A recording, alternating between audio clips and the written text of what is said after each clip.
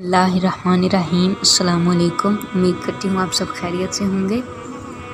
آج کا ہمارا ٹاپک اس حوالے سے ہے کہ پاؤں اور منہ کی بدبو کا دیسی علاج۔ بدبو منہ کی ہو یا پاؤں کی، آپ کے لیے کسی بھی محفل میں شرمندگی اور ارد گرد بیٹھے لوگوں کے لیے ناگواری کا باعث بنتی ہے۔ انسانی جسم پورے کا پورا بدبو پیدا نہیں کرتا، بلکہ جسم کے کچھ خاص حصے ہوتے ہیں جو ایسی صورتحال پیدا کر دیتے ہیں۔ پسینے کے باعث خصوصاً مردوں کے پیروں سے زیادہ بدبو آتی ہے، کیونکہ زیادہ تر مرد حضرات ہی بند جوتے پہنتے ہیں۔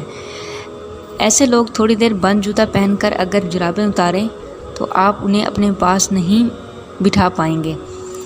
اسی طرح جب بات کرنے پر آپ کے منہ سے بدبو آئے تو کوئی بھی آپ کے قریب آنا پسند نہیں کرے گا۔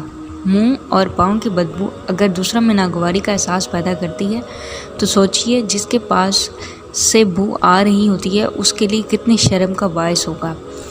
جسم سے بدبو آنے کی کوئی مخصوص دوائی نہیں، لیکن چند احتیاطی تدابیر کو اختیار کر کے اس سے نجات حاصل کی جا سکتی ہے۔ زیادہ سے زیادہ پانی پئیں اور اس سے غرارے کرتے رہیں، جس سے کیا ہے کہ آپ کے منہ میں آبیدگی، جس کو ہائیڈریشن انگلش میں کہتے ہیں، رہے گی اور بو جو ہے وہ منہ کی ختم ہو جائے گی۔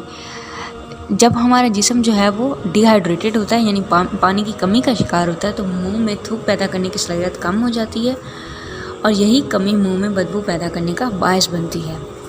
اس کے ساتھ ساتھ وٹامن سی جیسے مالٹا، لیموں سمیت ترش پھل وٹامن سی سے بھرپور ہوتے ہیں اور وٹامن سی منہ کو تازہ رکھتے ہیں اور اس سے کیا ہے کہ منہ سے بدبو نہیں آتی۔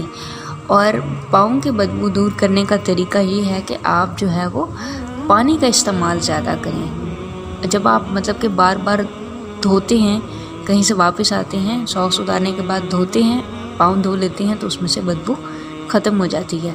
پانی کے زیادہ استعمال سے آپ منہ کی اور پاؤں کی بدبو کو ختم کر سکتے ہیں۔